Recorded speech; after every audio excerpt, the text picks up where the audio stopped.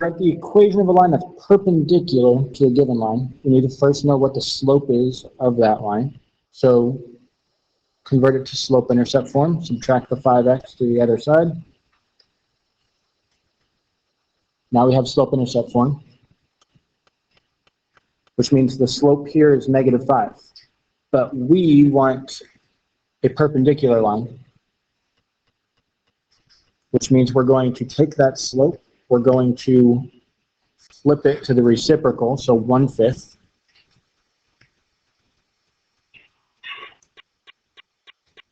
And change the sign from negative to positive.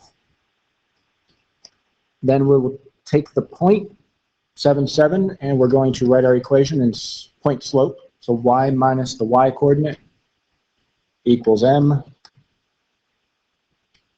x minus the x coordinate.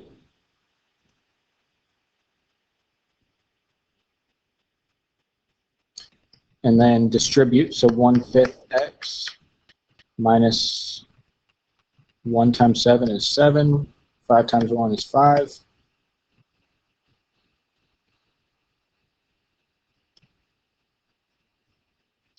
And then add the 7 to the other side. But we want a common denominator, so we're going to change that 7 over 1 to have a denominator of 5, so we're going to multiply by 5 to the top and the bottom, to the numerator and denominator, which is 35 over 5. We're going to subtract our 7 over 5, which is 28 over 5. So it's y equals 1/5 x plus 28 over 5.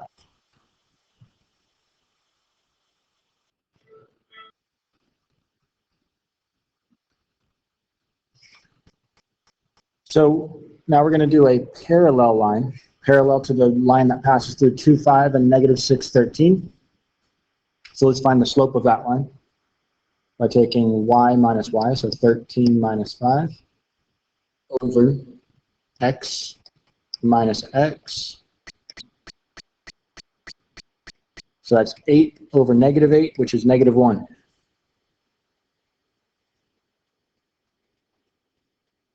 And then we're going to go parallel, which means we're going to keep the same slope and use the given point. So our slope is -1, the point is -3, 1.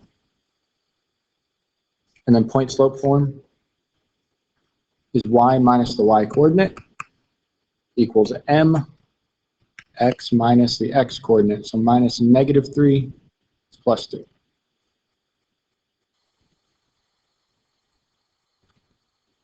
Then we will distribute, so you get -x minus 3.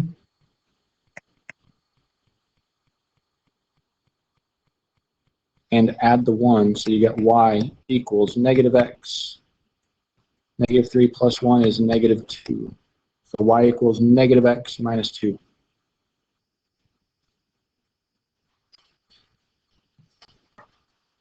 Find the value of a so that the graph of the first equation is perpendicular or parallel to the graph of the second equation. So let's take our first equation. Let's get that to be slope-intercept form. Subtract the 6x over. And divide by -2.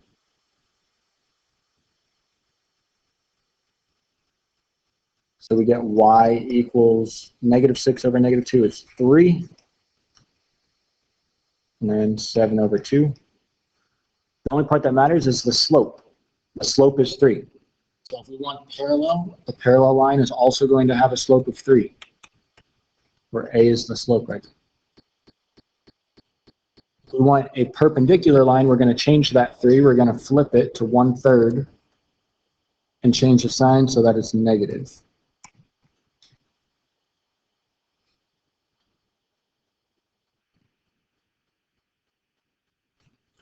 To complete this proof, we're starting with BD bisects angle ABC. It's given, so that's the first thing we write.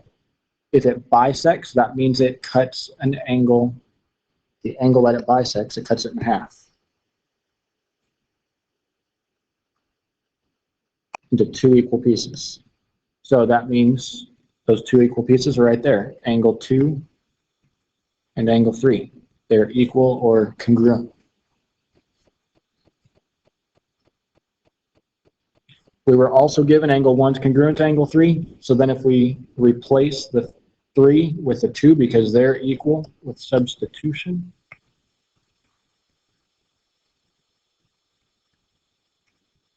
we now have angle 1 and angle 2 are congruent.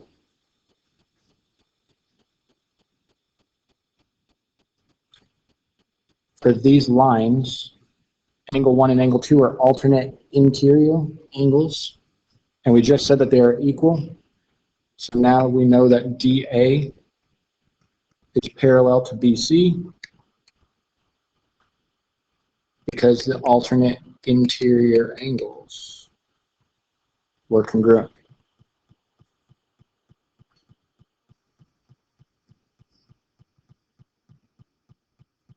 So given that the lines are parallel, angle 1 and angle 7,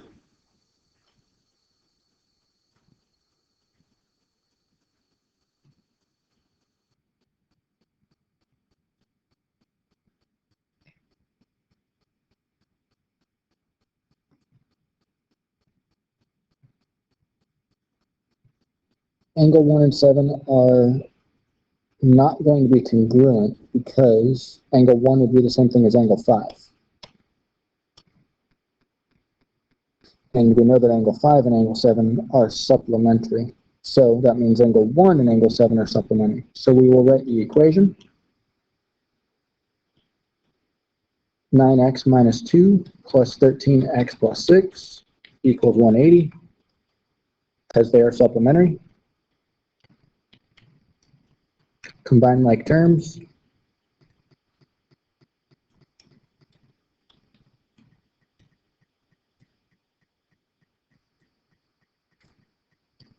And divide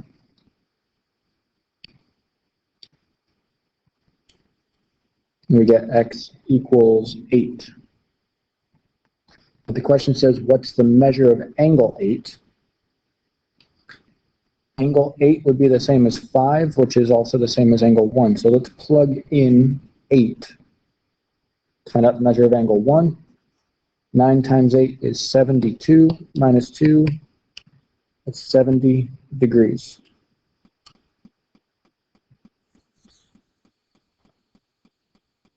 Find the coordinates that split xy into a 1-to-1 ratio. That means find the midpoint.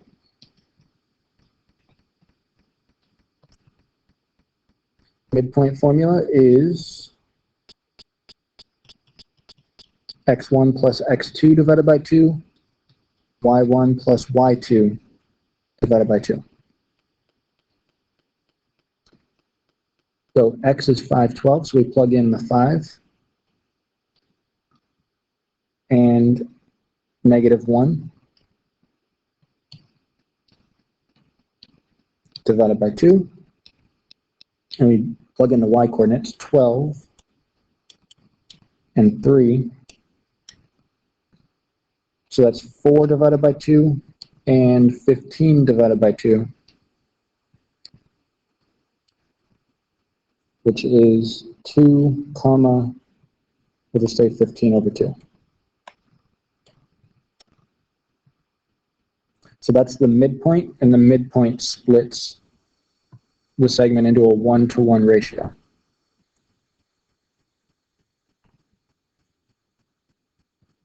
If you have one endpoint and you need to find the other, we know the two x's, or we know the x and the y of one endpoint. We know the midpoint, so we're going to think about our other endpoint as just being x comma y. When we do that, we know x plus 9 divided by 2 will be the midpoint formula, where we take the 2 points, add them together, and divide by 2. Then we take our other 2 points, 10 and y, add them together and divide by 2. And when we do that, we get 3 comma 7.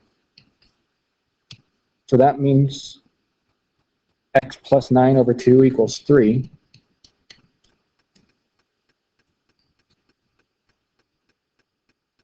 and 10 plus y divided by 2 equals 7. So to solve this, we're going to kind of cross multiply. We're going to multiply the 2 over.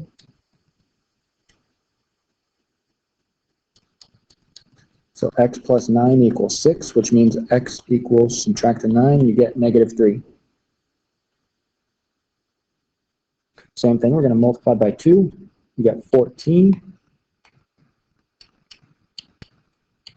And then to solve for y, we're going to subtract the 10, and to get y equals 10. So our x and y are negative 3 and 10, so that other point was negative 3, comma 10.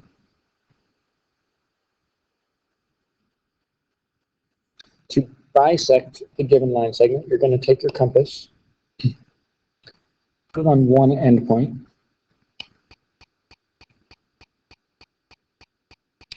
stretch your compass more than halfway across the line segment, and draw a semicircle. And then without moving your compass, without adjusting it, move it to the other endpoint and draw another semicircle. Those two X's that we just formed at the top and at the bottom, connect them to get the perpendicular bisector, which means this is the midpoint, or the point that bisects the segment.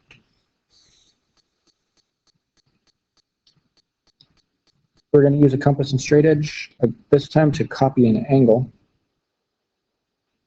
So you put your compass on the vertex, stretch it out however far you would like, draw an arc. We are going to draw a straight line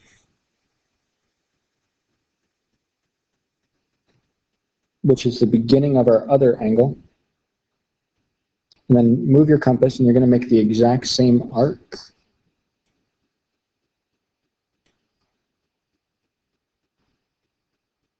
From the endpoint.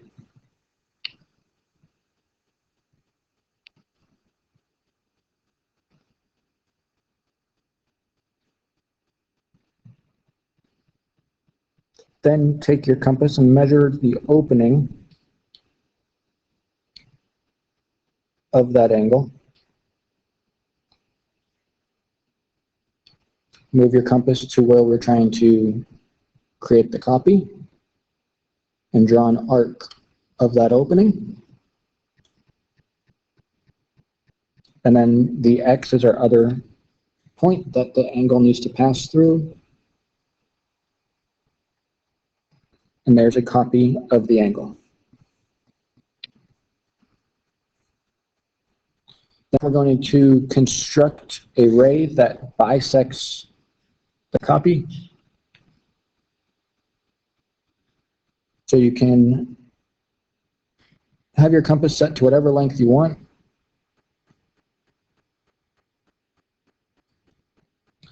And from the intersection of these two arcs, or this arc that we have where it intersects the angle, draw an arc in the middle, move it to the other point of intersection, draw another arc, and that X you just created is the point that the angle bisector needs to go through. So here's the ray that bisects the image.